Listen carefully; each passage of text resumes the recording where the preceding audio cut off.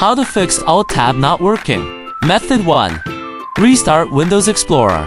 Press Ctrl plus Shift plus Escape to open Task Manager. Find Windows Explorer under the Processes tab. Right-click and select Restart. Try Alt plus Tab again. Method 2. Update keyboard drivers.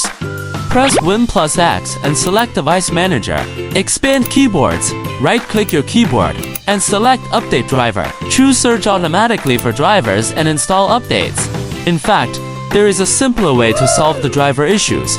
We recommend using PcGoGo Driver Sentry, a powerful driver management tool that automatically scans, downloads, and installs the correct drivers for your system. Here are the steps to update keyboard drivers with PcGoGo Driver Sentry.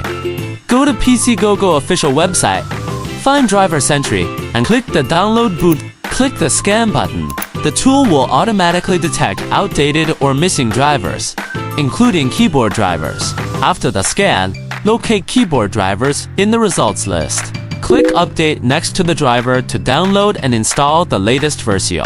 Once the update is complete, restart your computer to apply the changes. Test Alt plus Tab to see if the issue is resolved.